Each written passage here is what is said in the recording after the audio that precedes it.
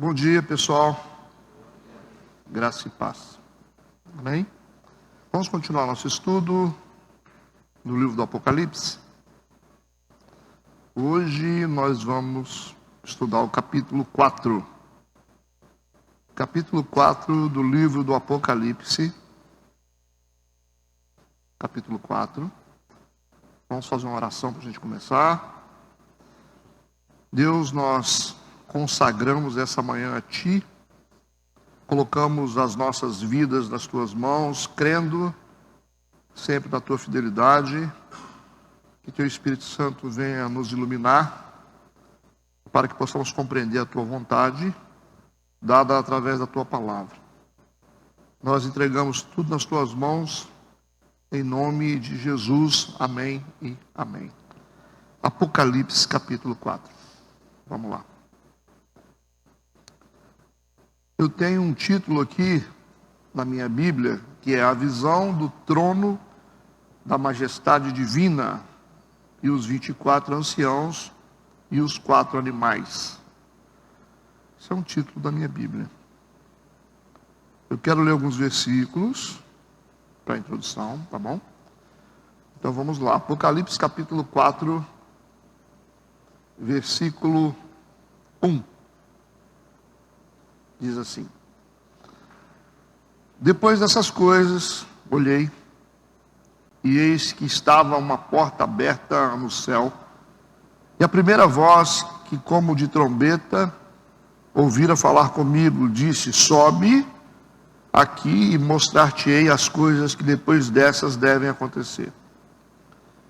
E logo fui arrebatado no espírito, e eis que um trono estava posto no céu, e um assentado sobre o trono.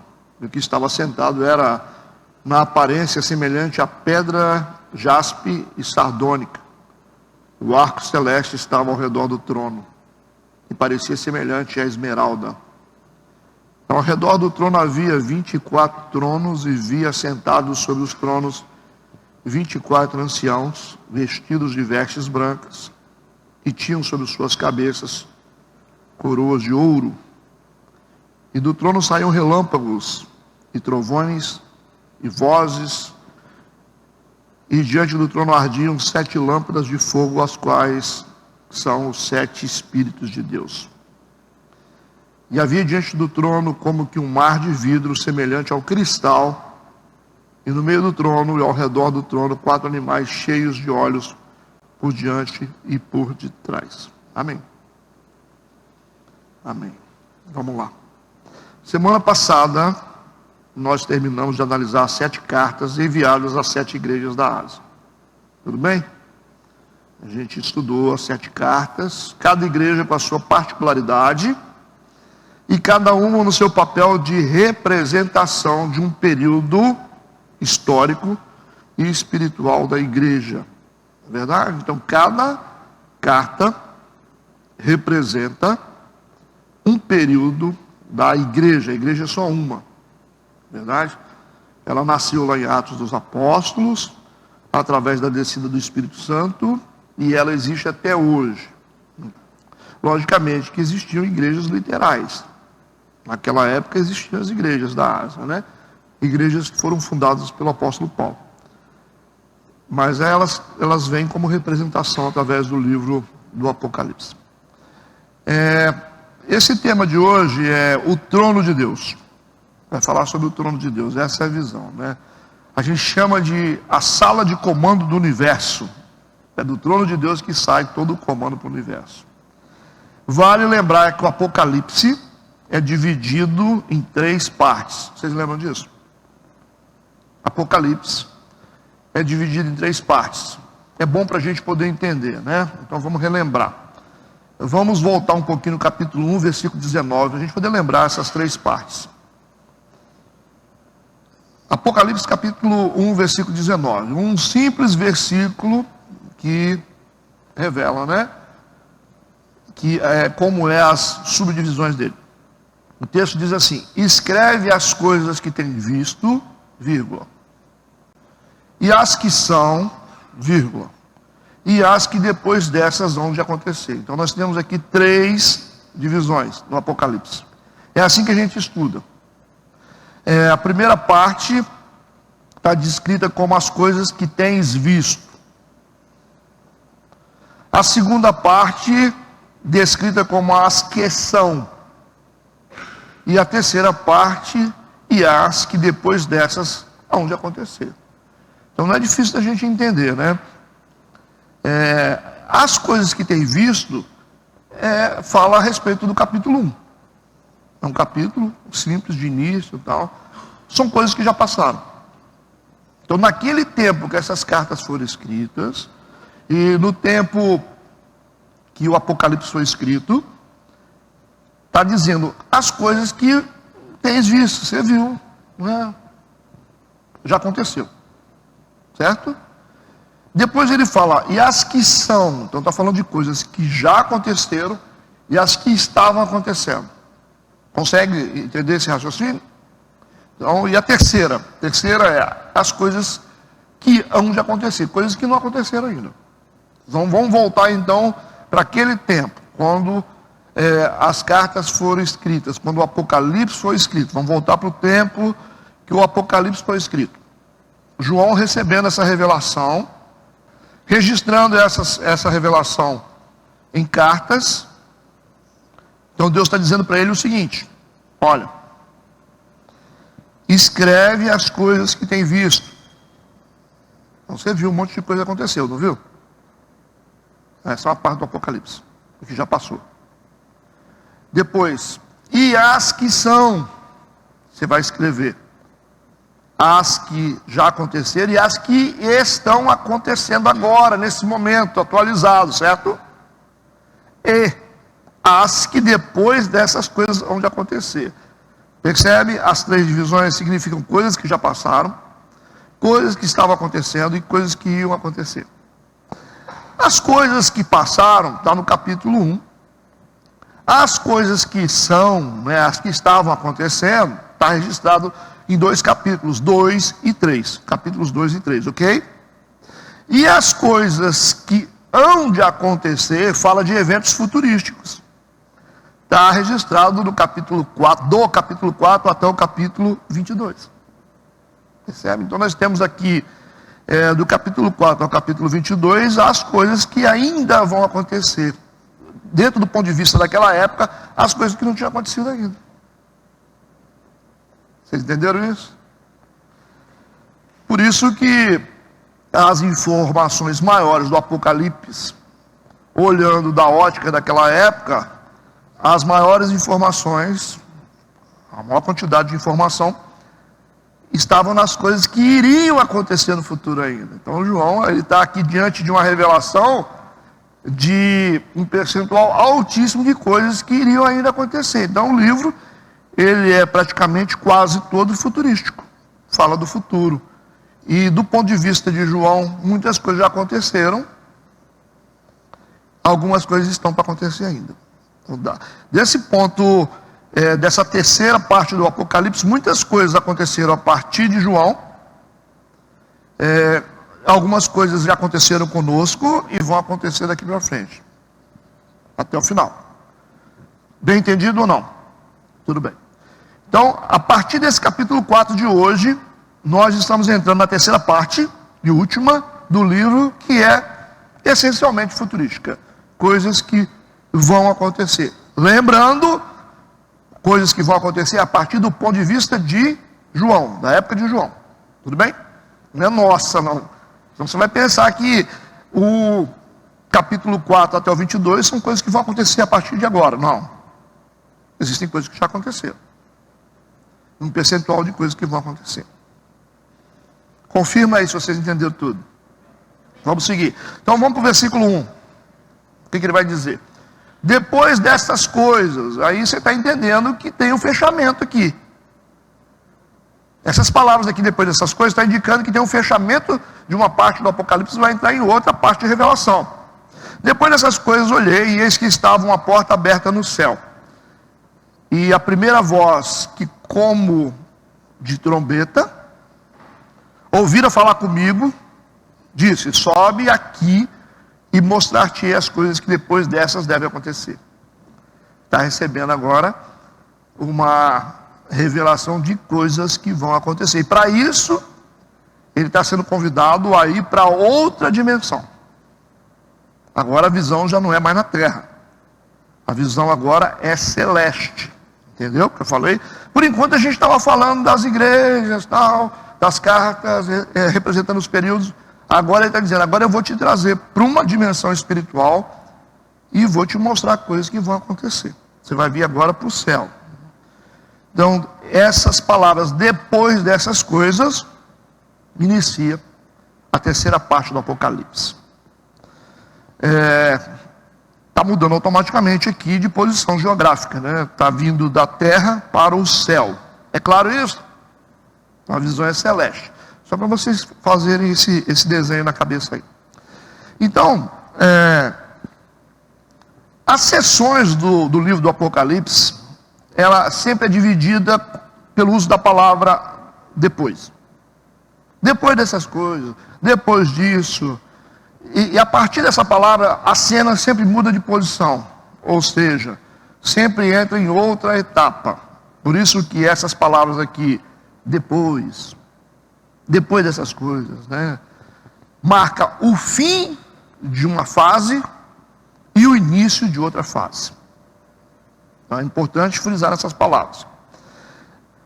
Dentro do versículo 1 nós temos escrito aqui também uma porta aberta no céu. Essa é uma porta que vai se abrir, que é uma nova fase, não é? Com essa porta nós vamos iniciar a parte profética do livro. A parte profética do livro, né? Vocês vão observar que o livro do Apocalipse tem esse negócio de porta. Sempre aparece porta, né? Porta aberta, uma porta aberta. E a gente viu no Apocalipse que a primeira porta que foi aberta foi a porta da oportunidade. Vocês lembram disso? Para anunciar o Evangelho, ela foi aberta diante da igreja de Filadélfia. Uma porta de oportunidade. Apocalipse 3:8. Foi aberta uma porta de oportunidade para a igreja de Filadélfia para anunciar o Evangelho. A gente falou sobre isso. A segunda porta que aparece no Apocalipse é a porta do coração dos crentes, representado pela igreja de Laodiceia. Apocalipse 3:20. Essa porta aparece como uma porta fechada para Cristo. Vocês lembram de ter estudado isso, a igreja de Laodiceia? Que Jesus está batendo na porta, a porta está fechada, certo? Então essa segunda porta é chamada porta do coração dos cristãos, representada pela igreja de Laodiceia, que era uma porta fechada para Cristo. A gente estudou isso semana passada. E agora, essa porta do texto que a gente está lendo agora, é a terceira porta, chamada porta da revelação. Então nós temos a porta da oportunidade, que aparece no Apocalipse, tem a porta do coração, que estava fechada, e agora a gente tem a porta da revelação. Então, através dessa porta, que vai ser aberta, Deus vai mostrar aos servos dele as coisas que vão acontecer a seguir. É isso que está escrito no capítulo 4, versículo 1, primeiro versículo que eu li. Todo mundo sintonizado? Então vamos para o versículo 2. Ele diz: e logo fui arrebatado no Espírito. O Espírito está com letra maiúscula aí. É o Espírito Santo. Ele foi arrebatado no Espírito de Deus.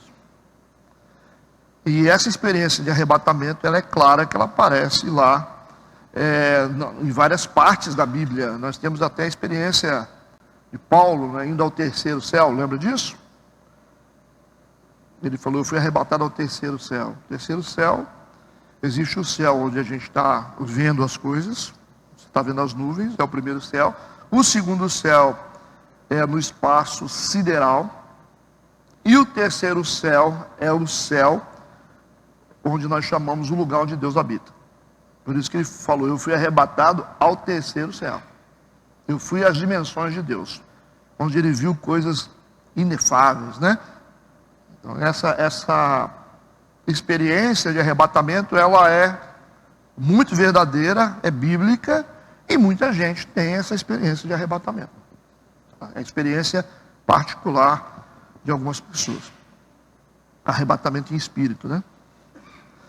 Então, essa visão que o versículo 2 está dando ele foi arrebatado no espírito e eis que um trono estava posto no céu e um assentado no trono. A visão que ele tem é de que ele chega lá no céu, ele vê um trono e ele vê um sentado no trono. Por que é importante essa visão de um sentado no trono? Porque é uma visão de que Deus está no governo. Para uma igreja perseguida da época, dentro desse contexto, João preso na ilha de Patmos, escrevendo as igrejas, com escritos codificados através do Apocalipse, a igreja está sendo perseguida. O João está preso por causa da perseguição romana, certo? Por isso que essa visão que Deus dá para ele de um trono e alguém assentado no trono revela a autoridade do controle de Deus. Está mostrando que Deus está no controle. É como se Deus dissesse assim: não temas. Antes da gente começar a falar sobre revelações, ele está dizendo: então não tema, eu estou no controle. É igual se eu fosse dar um anúncio para vocês de alguma coisa ruim que vai acontecer. Assim, a gente começa dizendo o seguinte: gente, vamos ficar tranquilo, está tudo certo, fique em paz, Deus está no controle, mas tem umas coisas ruins acontecendo aí. Então é mais ou menos assim. Entendido isso, ele diz que foi arrebatado no espírito, viu um trono posto no céu e um assentado sobre o trono. A gente sabe que é Deus que está sentado no trono. O trono aqui aparece 38 vezes no Apocalipse. É importante a gente pensar sobre isso. A palavra trono aparece 38 vezes no Apocalipse. Então mostra o controle de Deus sobre todos os eventos. Ok? Entenderam por que essa igreja perseguida precisa dessa revelação? Então, quando chega essa carta na igreja, quando eles abrem essa carta, que tem que ser lida para as pessoas, todas as pessoas coletivamente, não é uma carta individual, é para a igreja. O anjo da igreja teria que abri-la para a igreja. A primeira coisa é ver, dessa revelação existe um trono, e esse trono tem um que está sentado. Aí amém, né? Tá bom, está no controle. E nessa época era muito comum existir um evangelho pregado. Evangelho é uma palavra que pode ser aplicada em outras coisas além das coisas do reino de Deus. Por exemplo, quando você tem uma verdade que está sendo distribuída, aplicada, você chama essa palavra de evangelho, certo? O que acontecia na época do Império Romano, o domínio do Império Romano, é que as pessoas eram forçadas a acreditar que o trono que governava o mundo era o trono romano, porque César se considerava como um deus. Então, para algumas pessoas, César era como um deus. O Império Romano governava o mundo, governava a terra, governava o universo. Era essa filosofia que era distribuída nessa época. Pensa a época de perseguição. O Império Romano é representado por pernas de ferro. Então era terrível. E isso era pulverizado. Todo mundo falava ave César, todo mundo ficava exaltando o Império Romano. Esse evangelho, né, essas informações, tinha esse conteúdo: Roma é tudo e César é Deus. E aí Paulo, quando ele vem nos contextos, né, do Império Romano, ele fala: eu estou pregando o evangelho do reino de Deus. Ele fala evangelho de Jesus Cristo. Você lembra como essa expressão? Evangelho de Jesus, porque tem outro evangelho. Ele falou: não, eu estou falando sobre verdades de Jesus, né? Então era uma luta do reino de Deus contra o Império Romano. Quando Jesus veio na terra, era uma guerra de reino contra o império. Era o reino de Deus sendo estabelecido contra o império. Por isso que João Batista dizia: é chegado o reino de Deus. Era uma afronta, né, para o Império Romano. Como assim? Como assim? Vai chegar um reino aqui para ficar disputando. Então a vinda de Jesus era uma iniciativa de guerra declarada contra o Império Romano. Que o Império Romano representa o Império das Trevas. Entendido?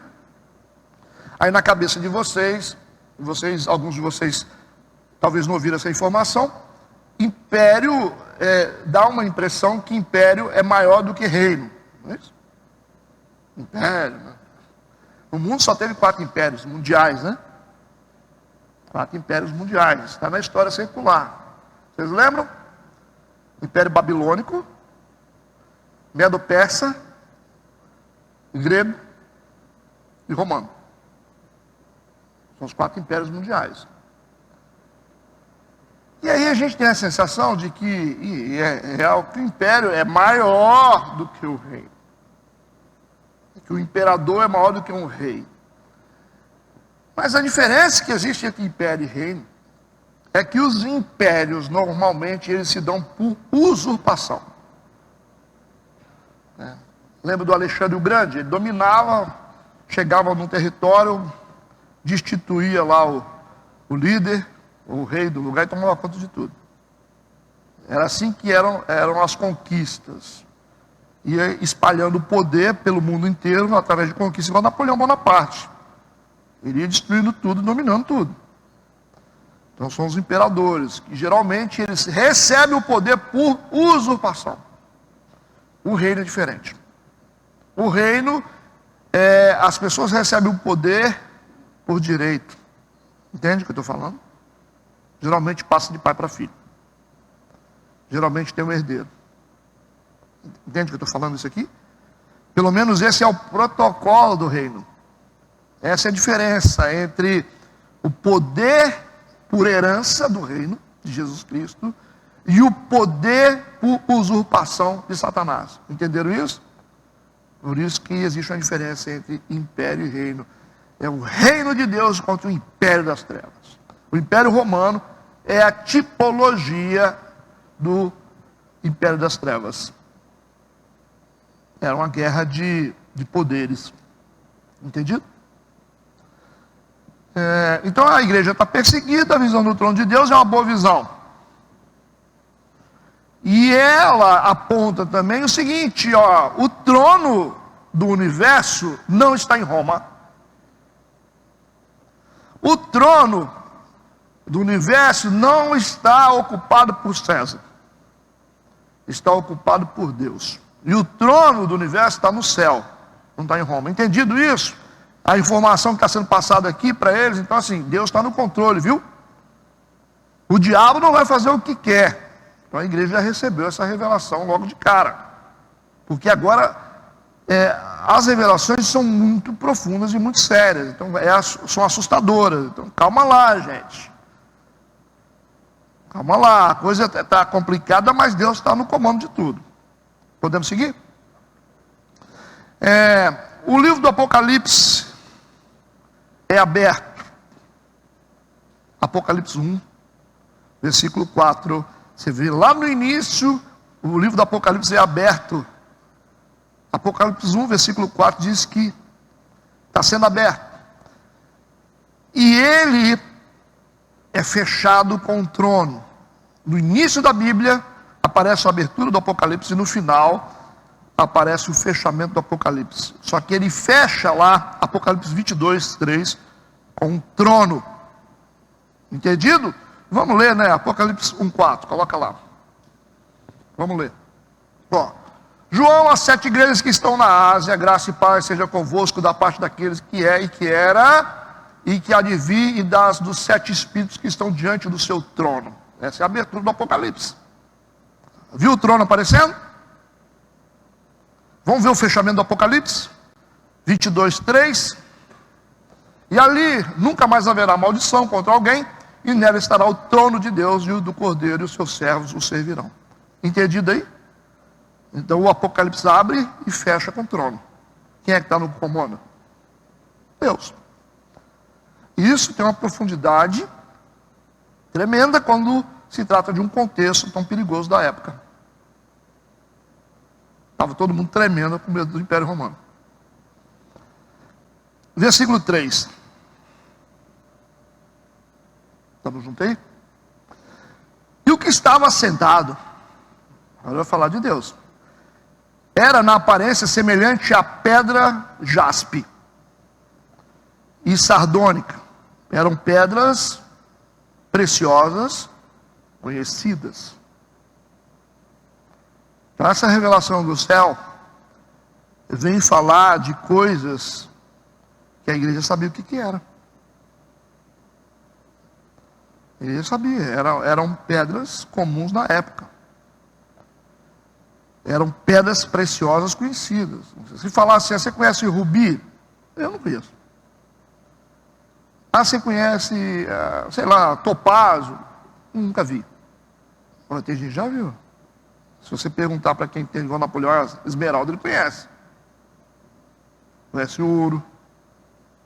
Então, esse povo conhecia essas duas pedras preciosas.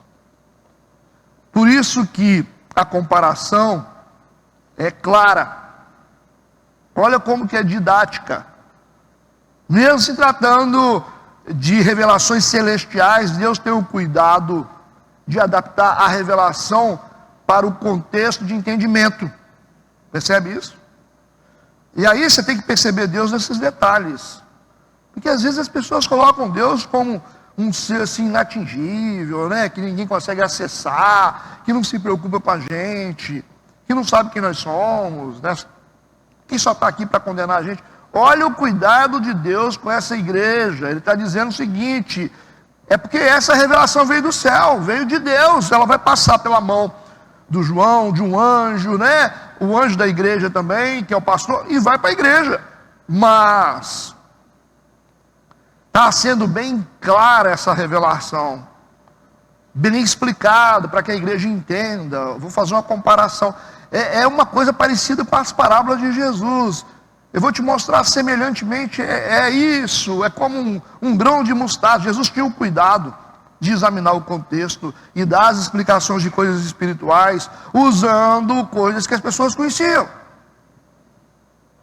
Se você vai falar sobre coisas espirituais para um bando de vaqueiro, você vai ter que pegar exemplos de coisas que eles estão acostumados a fazer. O povo da época era um povo muito envolvido com a agricultura. Por isso que Jesus falava em parábolas sobre semente, sobre agricultor, sobre videiro. Então era uma coisa que todo mundo sabia. É como se eu fosse explicar alguma coisa para alguém aí que entende de tecnologia, que entende de carro, que entende de ouro, que entende de matemática, usando o conhecimento que vocês têm. E às vezes as pessoas pensam que Deus é complexo, né? Tem gente que fala comigo assim: ô pastor, Deus me mostrou um negócio assim, eu não estou entendendo bem. Eu falei: o que eu faço? Eu falei: esquece. É estranho, né, falar isso para a igreja, né? Mas por que esquece, pastor? Porque se Deus está falando, Ele vai dar um jeito de fazer você entender. Percebe o choque que dá entre as culturas evangélicas hoje? Deus, quando se apresenta aos profetas, como ele chega para Daniel, ele fala: eu vim para te fazer entender o sentido. Não é isso que o anjo fala com Daniel? Eu vim para te fazer entender o sentido. Que aparece um monte de imagem, né? Imagens que não dá para entender, animais, tal. Eu vou te fazer entender o sentido da coisa. Então Deus tem a preocupação de se fazer entendido, gente. Então Deus não vem com códigos secretos assim para confundir a igreja.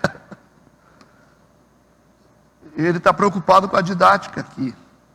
Está preocupado com a pedagogia da coisa. Entendeu, crentes?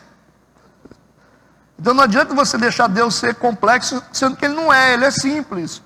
Pastor, mas quando o anjo veio anunciar o nascimento de Jesus, ele veio falando a língua dos anjos, ou falando a língua hebraica para Maria? Falou a língua hebraica, ele falou na linguagem dela. Na linguagem dela. Como é que Gabriel falou com o profeta Daniel? Na linguagem dele. Isso. Não adianta você arranjar problema para Deus que Ele não tem. Nós estamos olhando para a Bíblia. Ele está dizendo, o que estava sentado era na aparência. Não é que é assim. Tem uma aparência semelhante, é parecido a uma pedra de jaspe e sardônica, e o arco celeste estava ao redor do trono. Tem um arco-íris ao redor, e parecia semelhante a um esmeralda. Parecia. Essa é a visão do trono. Entendeu? A visão do trono. Ele está vendo um monte de imagem que ele falou, parece, parece uma casa, parece um carro, parece um sol, parece. Não quer dizer que essa é a figura de Deus. Entendido? E ele diz, o que estava assentado. Então aqui o Pai está em foco nessa passagem. O Pai, nós temos uma trindade, Pai, Filho e Espírito Santo. Ele disse, e o que estava sentado, ok? O João, ele não tinha palavras para descrever a aparência de Deus, ele não tinha. Então ele fala, eu vou explicar para vocês mais ou menos o que eu vi. Eu vi isso aí, uma luz assim, né, parecendo uma esmeralda, né, um jaspe, um sardônico, ouro, entendeu? Uma coisa assim, né? E tinha um arco assim, celeste, ele está falando do arco-íris, né? Porque celeste, ao redor do trono, assim, parecia semelhante a esmeralda. Então, quem conhecia esmeralda na época sabia, estava falando. Então eles fizeram essa imagem na cabeça do que era. Ele começa a explicar usando comparações conhecidas. Tudo bem? Aí diz, a sua aparência, né? Você vê que o profeta Ezequiel também tem uma visão da aparência de Deus. Você lê lá Ezequiel, capítulo 1, verso 26 a 28, ele vai falar sobre a aparência de Deus, coisa, uma roda, e não sei o que, uma luz. Ele começa a falar, aparência, gente, aparência, não dá para descrever. Aí tem gente que começa a querer desenhar, o Deus é assim, o anjo é assim. São seres espirituais, gente. Seres espirituais não possuem substância. Ok? Pode até se substanciar. Pode se transformar em homem, no princípio de teofania, onde Deus se transforma num homem. Deus não lutou com Jacó? Como assim que Deus lutou com Jacó se Deus é espírito? Deus teve que se transformar num anjo. A Bíblia fala o homem e começa a lutar com Jacó. Isso é um princípio de teofania, onde um ser espiritual se transforma, ganha a forma humana. Deus não apareceu para Abraão, 2 anjos do lado. Abraão levanta a cabeça lá em frente da sua cabana, da sua tenda, ele vê lá 3 homens vindo. Ele vê homens, mas na verdade Deus está no meio, em forma de homem. Certo? E aí, a gente precisa entender que são seres espirituais, que estão assumindo forma humana. Teofania. Tudo bem, né? E falando sobre isso, a gente tem que lembrar que Deus não tem forma. Porque ele está falando sobre aparência. A aparência daquele, né? A aparência daquele que estava no trono, né? É semelhante à pedra de jaspe, sardônica. Tem um arco celeste ao redor do trono, parece semelhante à esmeralda. Tudo bem? Que tem gente que vai dizer assim, não, Deus é assim, ó, o mundo espiritual é assim. São coisas espirituais. O profeta Ezequiel, ele descreve o que ele está vendo, do ponto de vista dele. Deus não tem uma aparência definida. Estou abrindo só um parênteses aqui. Como é Deus, pastor? Não é Deus. Deus é Deus. Né? Deus não é gente. Deus é Deus. Mas Mas a Bíblia não diz que as mãos de Deus não estão encolhidas? Aí o cara pega lá e escreve: Deus tem uma mão. O outro diz assim: mas a Bíblia não diz que os olhos de Deus estão a rodear a terra? Então Deus tem olho. O estado dos pés de Deus, não fala? Deus está assentado. Opa, Deus senta. Deus tem coluna. Perceberam? Aí, não, aqui a Bíblia está falando, e não adianta vocês discutirem não, porque a Bíblia, não é assim que funciona a Bíblia. O braço de Deus, né? Aí a gente já tem a imagem. Eu vi Deus. Como que é Deus? A Deus, a gente vai colocar Deus bonito, não vai? A Deus, ele tem um cabelo bonito. Mais o quê? Ele tem um olho bonito. Como que é o olho dele? Você vai falar verde, lógico, né? O azul. Tá, mas e os pés dele? Os pés dele é pé bonito. Precisa ver. E o corpo? O corpo dele é tudo. Entendeu? Então, primeiro, Deus não é gente. Deus é Deus. Deus não tem forma definida. Tem forma? Você acha que você vai encontrar Deus lá, assim, Deus vai aparecer: ei, tudo bem, me dá um abraço aqui, vamos nos abraçar, beijinho no rosto, vai dar um tapinha nas suas costas com a mão dele, né? É assim? Vem comigo. Os crentes pensam nisso.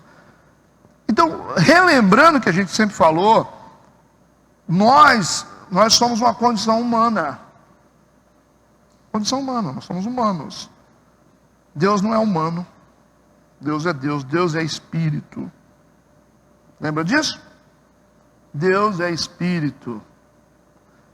Foi isso que Jesus disse para a samaritana? Deus é Espírito. Importa que os adoradores o adorem em espírito e em verdade. Se você não for um ser espiritual, você não tem conexão com Deus. Mas a Bíblia fala, pastor, da mão, do olho, dos pés de Deus. Entendido? Então a gente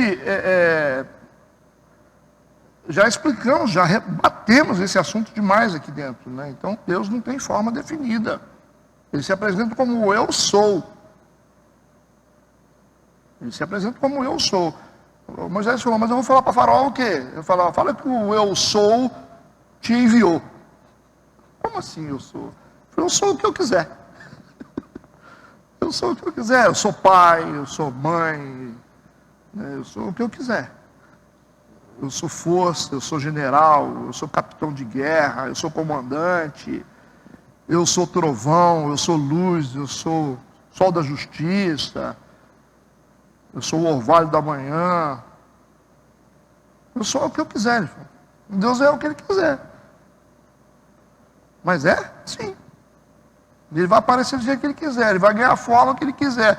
Ele vai se manifestar do jeito que Ele quiser. Ele tem essa liberdade. Ele é o Senhor das dimensões extraordinárias. Não adianta a gente querer diminuir Deus ao nosso tamanho. Se você falar que Deus tem mundo, tem peça, aí você está diminuindo Ele ou não? Porque isso aqui é uma condição humana. A Bíblia diz que Deus se fez carne. O que Ele fez? Quando Ele diz que o Senhor se fez carne, Deus se fez carne e habitou no nosso meio. Ele está dando a informação: Ele se diminuiu. Ele se reduziu, só isso que está dizendo. E habitou no meio da gente. Então, para ser como nós, tem que se diminuir. Entendido? A gente tem esse princípio chamado princípio de antropomorfia, que explica quando você dá características humanas a seres inanimados, a seres espirituais. Isso era muito comum na Grécia, né? Tinha os deuses, aí as pessoas, os filósofos diziam: não, Deus Apolo, é assim. Então, dá a característica humana para a entidade. Isso é um princípio para fazer entender. É muito comum isso. Hoje é aplicado Antropomorfia, quando você dá vida a bonecos inanimados. Você pega lá um boneco e você coloca voz nele. Certo? O coelho que aparece no desenho animado. O coelho falante. Então, antropomorfia, você está colocando característica humana num ser inanimado. Antigamente, a Grécia fazia isso, os gregos faziam isso, os romanos também. A ideia de que você coloca característica humana em entidades. Ao deus Poseidon, é o deus dos mares, né, dos gregos. Aí colocava lá o cara, com aquele corpo, aquela coisa toda, o cabelo, né, Netuno. Entende? E da mesma forma, a Bíblia usa o mesmo princípio para Deus, para a gente poder entender as questões espirituais. Por isso que a Bíblia dá características humanas em Deus. Fala que ele tem mão, tem pé, tem cabeça, essas coisas assim, que ele anda, que ele pisa, que ele senta. Para a gente poder compreender o mundo espiritual, é só isso. Mas Deus não tem forma definida. Tudo bem? Sardônica é uma pedra preciosa derivada de Sardes, é de lá, onde ela era explorada, de onde era exportada. Alguns estudiosos indicam que o jaspe simboliza a santidade e que a sardônica simboliza a retidão. Por isso que a aparência de Deus está com essas pedras preciosas.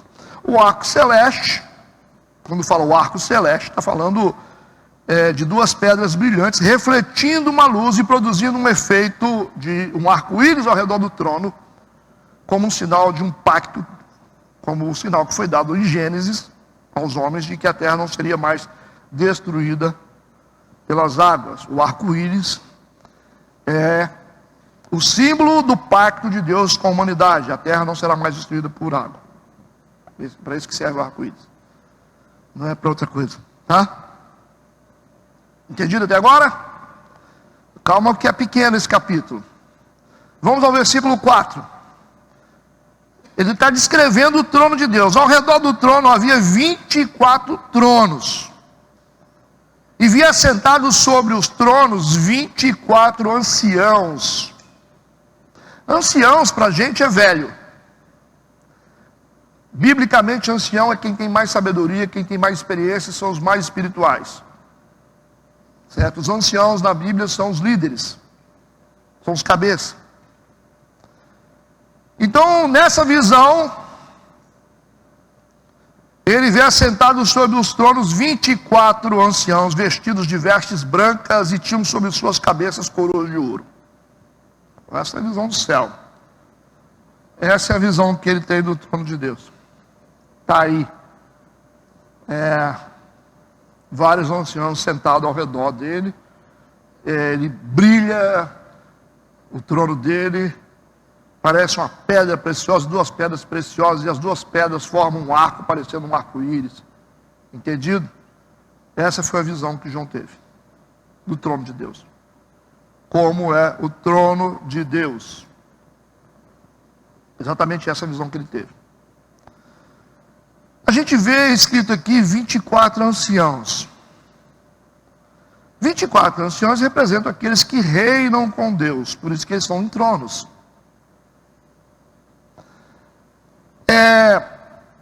É uma descrição da igreja, dos vencedores vestidos de branco. Jesus falou: se você vencer, eu vou te dar uma roupa branca. Então é o símbolo de vencedores que estão reinando com Deus. Os 12, existem 24, então é 12, duas partes de 12. Esses 12 anciãos representam, primeira parte de 12, os patriarcas do Antigo Testamento, e os outros 12, os apóstolos do Novo Testamento. Somando 12 com 12, 24. 12 patriarcas do Antigo Testamento, 12 tribos de Israel, e 12 apóstolos. Entendido? Existem alguns estudiosos, aí a gente vai complicar, que afirmam que os 24 anciãos são anjos do céu. Anjos do céu. Mas aí a gente vai contestar, né, essa teoria através de alguns versículos. Tudo bem? A gente afirma que são realmente os 12 patriarcas e os 12 apóstolos, Antigo e Novo Testamento. Vamos ver se realmente esses 24 anciãos são anjos do céu, como alguns estudiosos defendem a ideia. Vamos ler Apocalipse capítulo 5, versículo 8 e 9. Apocalipse 5, versículo 8 e 9. Presta atenção, gente. Nós vamos ter só poucos, 11 versículos, 11 capítulos mais ou menos, então a gente vai terminar rápido.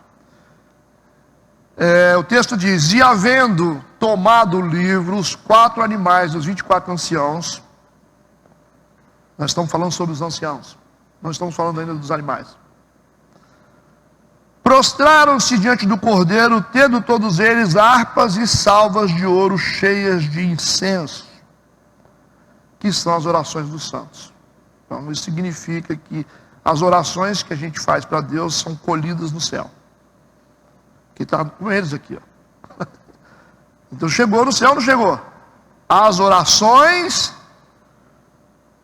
dos santos, essas salvas de ouro cheias de incenso, são as orações do povo de Deus que foram recolhidas no céu.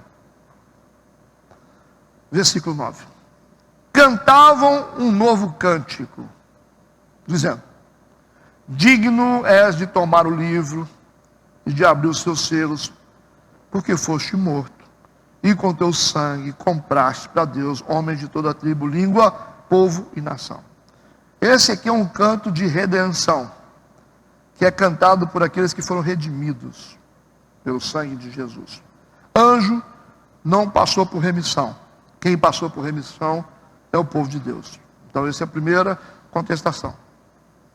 Esse canto de remissão pertence aos que foram redimidos, ou foram remidos pelo sangue de Cristo. O anjo não passou por isso. Entendido? Segundo, a gente vai para Mateus capítulo 19, versículo 28. Mateus 19, 28. Jesus disse-lhes para os discípulos: em verdade vos digo que vós, que me seguistes, quando na regeneração o Filho do Homem se assentar no trono da sua glória, também vos assentareis sobre 12 tronos para julgar as 12 tribos de Israel. Entendido ou não? Não falou que os discípulos iam sentar no trono? Então estão lá. Então não tem nada a ver com o anjo. Vamos para outros argumentos. Esses 24 anciãos encontram-se em estado de salvação. Em estado de salvação, por isso que eles estão de vestes brancas. Então eles também foram salvos. O anjo não precisa ser salvo. Eles estão equipados com o prêmio da salvação, estão com coroa de ouro. Coroa de ouro é o prêmio de quem suportou para os vencedores. Então não são anjos. Eles estão participando com a autoridade do julgamento, do desenvolvimento da salvação dos outros homens. É o estado onde a igreja iria reinar com Deus. Então estão assentados em tronos, então eles estão numa posição de autoridade junto com Deus. Então não são anjos. Entendido ou não? Podemos seguir? Versículo 5. Do trono saíam relâmpagos, trovões e vozes, e diante do trono ardiam 7 lâmpadas de fogo, as quais são 7 Espíritos de Deus. Isso aí a gente... relâmpagos e trovões e vozes é símbolo profético de poder. Certo? Relâmpago, trovões e vozes são manifestações de poder de Deus. Vamos analisar isso em Apocalipse capítulo 8, versículo 5. Vamos analisar. Se você não puder abrir, você olha na tela. E o anjo tomou o incensário, encheu de fogo do altar e lançou sobre a terra. E houve depois vozes, trovões, relâmpagos e terremotos. Símbolo do poder de Deus. Tudo bem? Vamos agora para Êxodo, capítulo 19, versículo 16. E aconteceu que ao terceiro dia, ao amanhecer, houve trovões e relâmpagos sobre o monte e uma espessa nuvem, um sonido de buzina muito forte, de maneira que estremeceu todo o povo que estava no arraial. Símbolos do poder de Deus. Por isso que a visão de João, no trono, ele percebeu que saíam relâmpagos, trovões e vozes, significa que estava emanando poder do trono. Tudo bem? E aqui tem também as lâmpadas, que são os 7 Espíritos de Deus. A gente estudou isso já no início, sobre os 7 Espíritos de Deus, que são as características de Deus. Lembram disso? Então a gente passa. Vamos para o versículo 6. E havia diante do trono, como que um mar de vidro, semelhante ao cristal. E no meio do trono, ao redor do trono, 4 animais cheios de olhos, por diante e por detrás. Tudo bem, vamos lá. Como que um mar de vidro? Simbolicamente, mar significa povos, multidões, nações e línguas. Povos, multidões, nações e línguas. Pastor, por que o senhor está falando isso? Porque Apocalipse, capítulo 17, versículo 15. O Apocalipse se auto-explica. Apocalipse 17, 15. E disse-me: as águas que viste, onde se assenta a prostituta, são povos e multidões, nações e línguas. Entenderam o sentido de mar? Muitas águas significam muitas pessoas. Nações, povos e línguas, muita gente. Mar, ou muitas águas no Apocalipse, significa um mar de gente. Certo? Diante do trono está esse mar. Só que esse mar é de vidro. O vidro representa pureza e santidade, que é límpido. Então, essa multidão de gente que está na frente do trono, certo? São os remidos, que estão limpos, santificados, redimidos, porque a Bíblia diz que nós seremos transformados. Só estão lá no céu porque estão limpos, estão santificados e redimidos. Entenderam isso? Então essa é a visão do trono de Deus. Parece pedras preciosas, o reflexo parece um arco-íris, Deus está brilhando, ninguém vê o rosto dele. Tem 12 anciões de um lado, 12 do outro, sentados em trono, estão governando junto com Deus, são os cabeças, patriarcas e apóstolos, e na frente tem um mar de vidro. Povos, nações, línguas, gente de toda a parte do mundo. Só que é um mar de vidro. É limpo, é transparente. Certo? São pessoas que foram purificadas, lavadas, remidas no sangue do Cordeiro. Entenderam ou não? E aí aparece também os 4 animais. Não tem 4 animais aparecendo aí nessa visão? Vamos para o versículo 7 que a gente entende. Depois, no mês, vocês vão começar a juntar tudo. Vocês vão ver as peças. E o primeiro animal, aí viram 4 animais. Era semelhante a um leão. Animal no céu, semelhante a um leão. E o segundo animal, semelhante a um bezerro. E tinha o terceiro animal, rosto como de homem. E o quarto animal era semelhante a uma águia voando. Certo? Viram esse ser, 4 animais. Estranho, não é isso? E está dizendo que esses animais são semelhantes. Um ao leão, o segundo semelhante a um bezerro, não é um bezerro, é semelhante. E o terceiro animal no céu, com o rosto de homem. Só que o terceiro animal não está como semelhante. Ele tem o rosto de homem. Certo? O que tem rosto de homem, tem rosto de homem, não é semelhante. A palavra semelhante não aparece. Aí. E E o quarto animal era semelhante a uma águia voando. Nós temos semelhanças aqui. Desse ser que aparece lá no céu. Perto do trono, né? Assistindo perto do trono, diante do trono de Deus. Está no meio, né? Deus está dizendo no meio do trono. E ao redor do trono. Esses animais. Tudo bem? E tem 4 animais desses.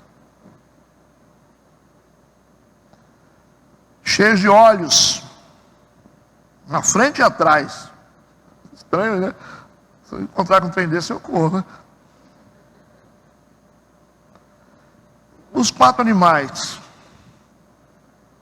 A águia, ela é a ave mais exaltada entre todas as aves. Tudo bem? O homem é o ser exaltado entre todas as criaturas em termos gerais. O bezerro é exaltado entre os animais domésticos. O leão é exaltado entre os animais selvagens. Todos os animais de ponta aqui, né? E diz que todos eles têm recebido domínio. Ou seja, eles têm recebido grandeza. Eles estão numa posição de grandeza, estão no céu. Todo mundo no mesmo raciocínio? Alguns estudiosos defendem a ideia de que esses animais representam os 4 evangelhos. Certo? Por quê? Porque o leão é a figura de Jesus. E Mateus apresenta Jesus como rei. Essa é a missão do evangelho de Mateus. Apresentar Jesus como rei.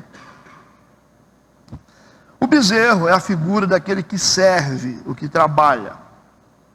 O evangelho de Marcos apresenta Jesus como servo. O homem é a figura do homem perfeito. Lucas apresenta Jesus como o homem perfeito. A águia é a figura do que vem e vai para o céu. O evangelho de João representa Jesus como o Filho de Deus. O Deus celestial. Aquele que desce do céu e aquele que vai para o céu. Legal. Entenderam isso? Então, nós temos leão, bezerro, homem e águia. Cada evangelho tem um papel fundamental de apresentar Jesus.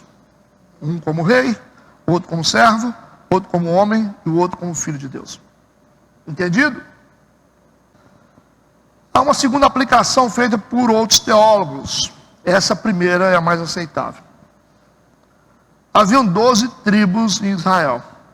E dessas 12 tribos, também é aceitável isso aqui. Haviam 4 tribos que eram destacadas como tribos mais poderosas e elas governavam sobre as outras. Cada tribo dessas 4 governava sobre 2. Entendeu ou não entendeu? Pego 12 pessoas aqui. Dessas 12 eu pego 4.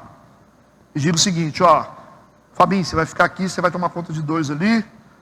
Jardel vai tomar conta de 2. Você vai tomar conta de 2. Então era assim que as tribos eram divididas. Tinha 4 tribos, no meio de 12 tribos, 4 que tinham um destaque maior. Eram mais importantes e mais fundamentais. E elas governavam, cada uma delas sobre 2. Entendido ou não? Aí vamos separar essas 4 tribos. E vamos ver, cada tribo tinha uma bandeira, um estandarte.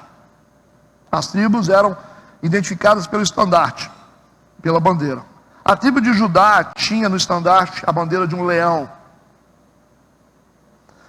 A tribo de Efraim tinha no seu estandarte a figura de um boi ou de um bezerro. A tribo de Ruben tinha no seu estandarte a figura de um homem. E a tribo de Dan tinha no seu estandarte a figura de uma águia voando. Entenderam isso? A conexão que tem aqui? Judá, Efraim, Ruben e Dan são as tribos mais importantes. Cada uma tem um estandarte com uma dessas figuras. Então a conexão é perfeita. Além de ser a representação dos 4 evangelhos, também é a representação das tribos de Israel. Então está certo.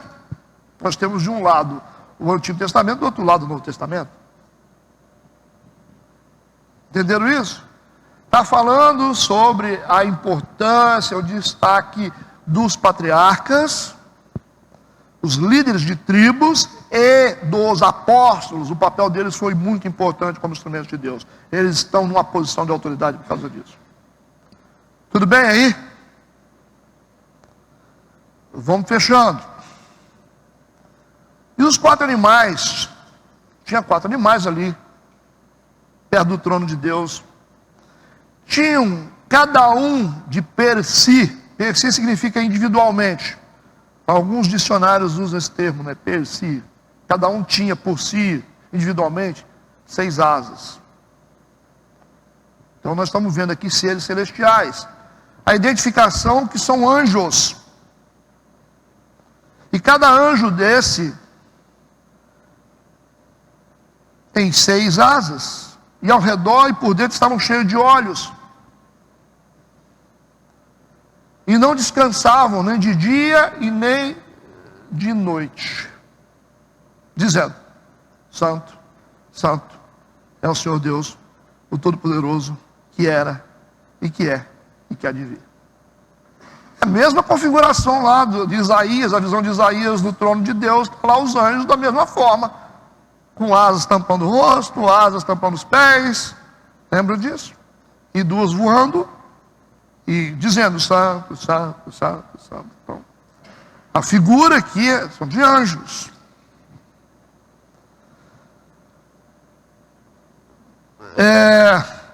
Os livros de escatologia, eles estão indicando que esses seres são seres angelicais, são anjos que estão ali. São anjos. Agora, que anjo, né? Cara de boi, cara de homem, cara de bezerro. E esses anjos, o texto está indicando que são da ordem dos querubins. Porque anjos têm ordem. Eles pertencem a uma ordem angelical. Existe uma matéria chamada angiologia, que fala sobre anjos. E esses anjos, com essa mesma forma, aparecem no livro de Ezequiel. E lá no livro de Ezequiel são identificados como querubins, são ordens de anjos, serafim, querubim, arcanjo. Eles estão sendo identificados aqui como querubins. Então vamos entender um pouquinho de ordem de anjo. Vamos lá. Tudo bem? Existem, você vai ver um monte de nome. Poderes, potestades,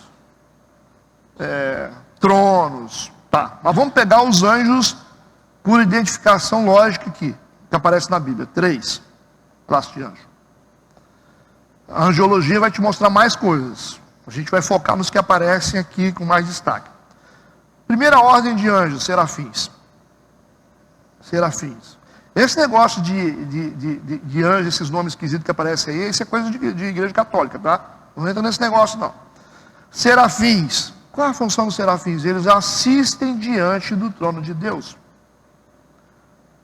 Eles ficam do lado do trono de Deus, assistindo o trono de Deus, glorificando a Deus. Isaías capítulo 6 aparece eles, os serafins, voando de um lado para o outro, dizendo: Santo, Santo, Santo, Santo, Santo. Tudo bem?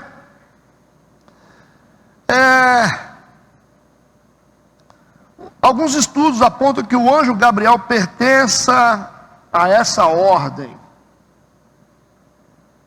dos serafins. Anjo Gabriel aparece bastante na Bíblia.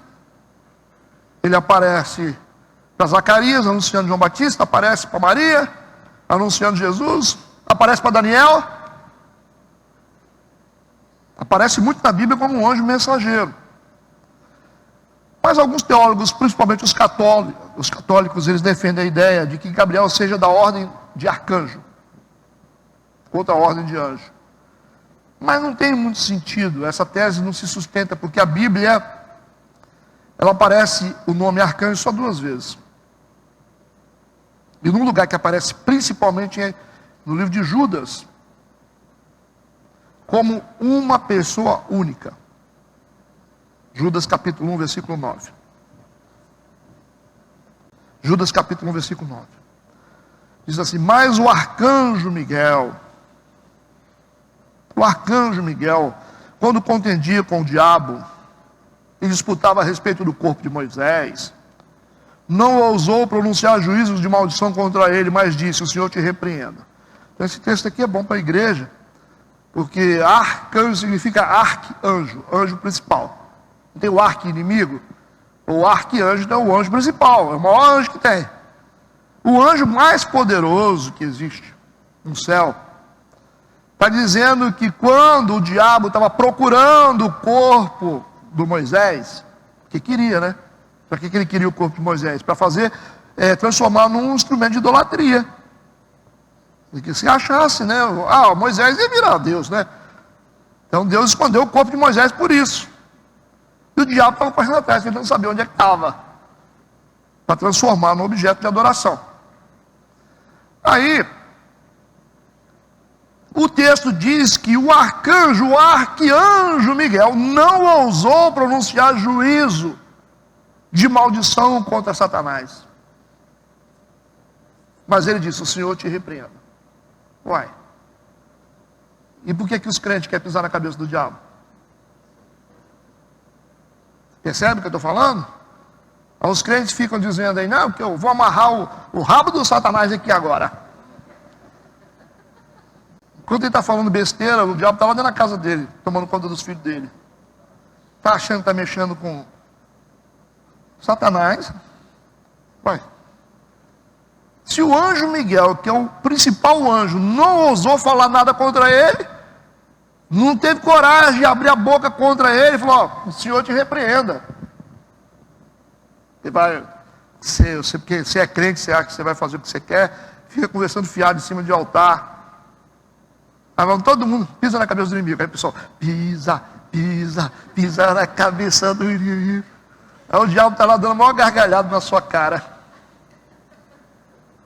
Palhaçada isso, né? Não dá para você ficar brincando com esses negócios.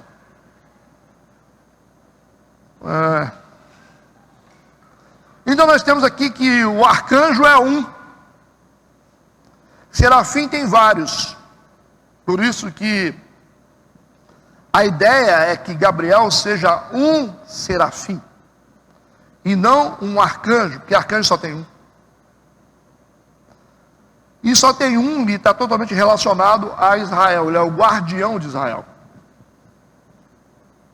Entendido isso? Ele é uma pessoa. Não pode estar em todos os lugares ao mesmo tempo. Miguel é o único.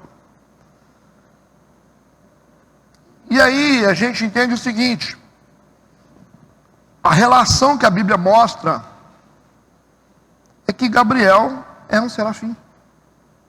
Por que é um serafim? Porque os serafins, eles assistem no trono de Deus. Eles ficam dizendo: santo, santo, santo, glorificando a Deus.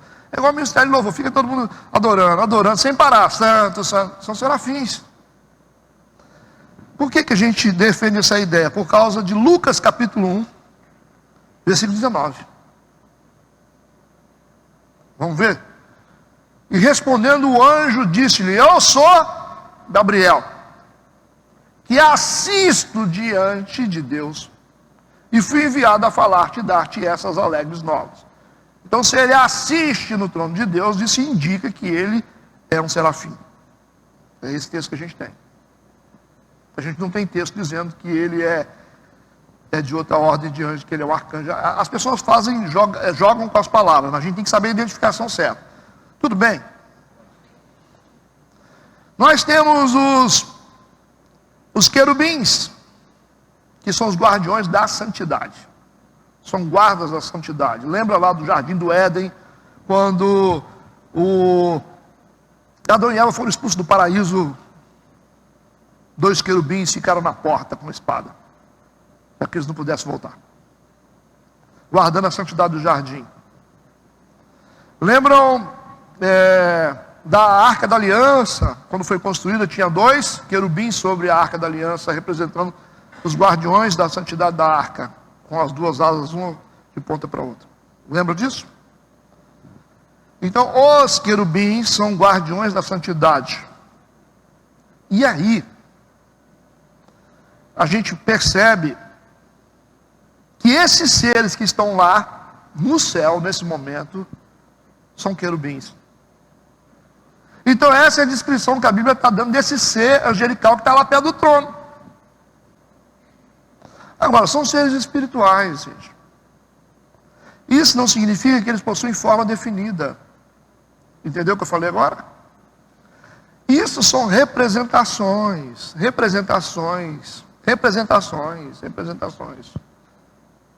Para a gente poder entender. Não significa que você, o querubim, olha lá.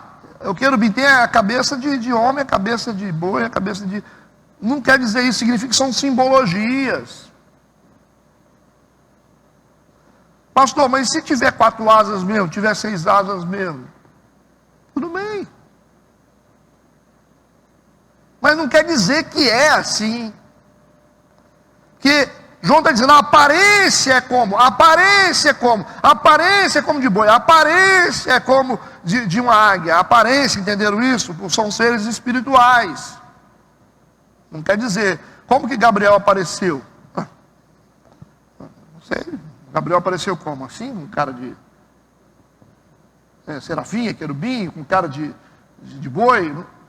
Provavelmente não. Então ele ganha forma, entendeu? São seres espirituais, eles vão ganhando forma. Não dá para a gente falar assim, não. É assim. A Bíblia não diz. Ela fala sobre aparência, gente. É uma simbologia de representação. Livros proféticos são livros simbólicos. Não dá para você dizer exatamente, Deus tem uma perna, Deus tem uma mão. O serafim tem tantas asas e que tem a cara de boi, cara de homem, cara de águia. Não dá para você dizer isso. São representações. São livros proféticos. Tira isso da cabeça. Não precisa se preocupar com isso. Porque você pode ter um anjo chegando perto de você em forma humana. De repente o cara vai lá na sua casa, bate na porta. Ei, bom dia. Bom dia. A Bíblia fala sobre isso. Então é um mistério essa coisa de mundo espiritual. A gente tem que tomar cuidado e não entender que seres espirituais têm formas definidas. É isso que eu quero falar com vocês. E que Deus, ou os seres espirituais, Deus pode dar forma para eles do jeito que quiser. Ok? Balaão lá a mula falou com ele, né? Como assim? É teofania. Botou voz numa mula. Como é que faz isso? As mulas falam? Não, né? Não falam. Mas Deus faz o que Ele quiser. Entendido essa parte? Vamos seguir para a gente terminar. O texto diz que ao redor e por dentro, esses seres estavam cheios de olhos. Olhos significa inteligência. Cheios de olhos significa inteireza de inteligência. São seres angelicais. Cheios de olhos ao redor, por dentro, significa que eles podem ver tanto para frente como para trás. Eles enxergam ao redor, como uma visão panorâmica. Por isso que são seres inteligentes, seres celestiais. Esses olhos representam a inteligência extrema. E eles não descansam nem de dia nem de noite. Eles vão dizendo, santo, santo, santo é o Senhor Deus Todo-Poderoso. Certo? Então eles têm funções aqui muito interessantes, que ao mesmo tempo eles são guardiões da santidade, como querubins, e ao mesmo tempo estão fazendo a função dos serafins, que é adorando a Deus. Ao mesmo tempo, como um coro celestial. Compreenderam a visão que ele está tendo aqui?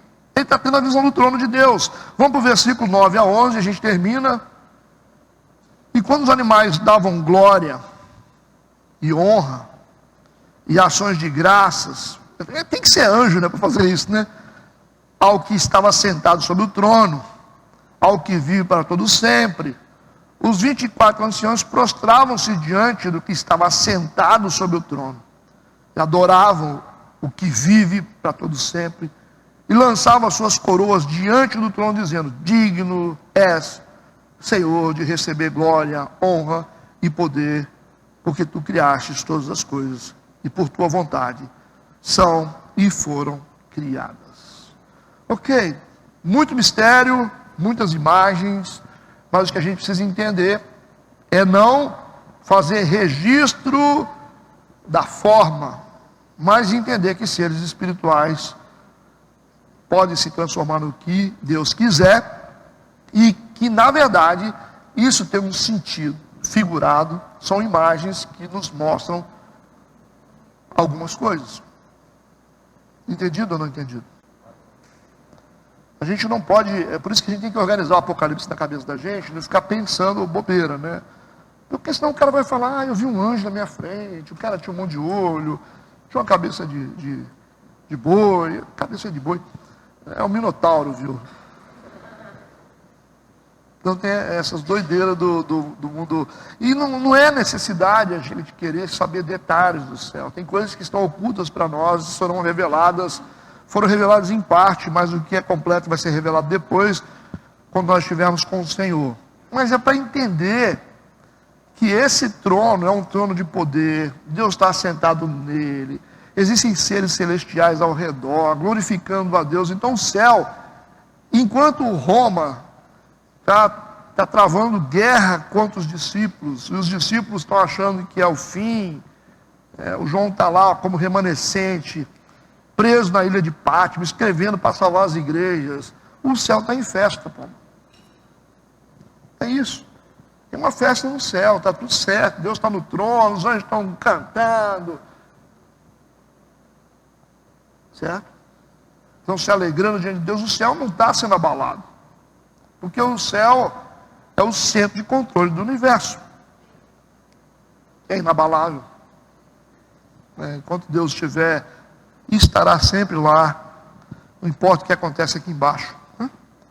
Então exatamente essa introdução aqui, da terceira parte, é para dar essa calmaria para a igreja, para entender, não importa o que vai ser falado para vocês daqui para frente, mas entendam que o céu é inabalável, e Deus, Ele é o Deus do trono, Ele está no trono, ponto. Não é o César. Isso aí não vai ficar do jeito que está. Então, fica a dica, né? Em relação ao Brasil, se a gente está achando que o trono está mal ocupado, mas o trono, onde controla tudo, ele continua ocupado, e depois que ele levantar de lá, meu amigo, aí perna para quem te quer, viu? Aí não vai sobrar, é assim que funciona. Deixa ele juntando as coisas, juntando as peças. E uma coisa muito importante, né, que a gente vê nessa revelação, é que Roma está na sua perseguição máxima contra o povo. Certo? Domínio do Império Romano. Os apóstolos mortos de forma cruel. Você imagina o clima que está as igrejas. Aí tem o João lá como remanescente. A igreja deve estar todo mundo assim, tremendo, né? O que vai acontecer? O que vai acontecer? Aí Deus dá uma revelação dessa para João. A revelação chegou na igreja. O céu está lá todo estruturado, glorificando, Deus no trono, brilhando como sempre. E ali mostra que os anciãos estão com uma salva na mão, cheia das orações dos santos. Então a gente tem que, se lá é o centro de comando, essa revelação pode salvar o Brasil, hein? O que vocês acham? Se o céu é o comando de todas as coisas, cara, vamos encher aquela sala de oração. Não é lá? Não está lá segurando as orações dos santos? A única coisa que chegou lá, que a gente viu, que é da nossa parte, que chegou lá em cima, são as orações. Ou vocês não viram escrito aqui? Então nós vamos ter que mandar, o que a gente pode fazer para poder interferir ou acionar a sala do trono? O que vocês acham? Vamos orar, né? Talvez seja isso que Deus está querendo que a igreja desperte. A gente está falando de oração, mas está todo mundo tímido, né? Mas se houver um movimento assim, todas as igrejas de unidade, orando, o que vocês acham que vai acontecer? Ai, ai, né? Então não adianta a gente ficar aí, a gente tem que orar. Nós temos que orar, porque Deus é Deus, Ele está no controle das coisas. Amém? Tudo bem? Deus, nós somos gratos por estarmos aqui hoje, diante da Tua palavra, que Teu Espírito nos ajude na compreensão completa. Tudo que ouvimos, que o Senhor venha nos esclarecer mais profundamente no decorrer da nossa jornada, que essas palavras sirvam de base para o nosso entendimento completo daquilo que o Senhor está fazendo, e nós entregamos as nossas vidas mais uma vez nas Tuas mãos, em nome de Jesus, amém e amém.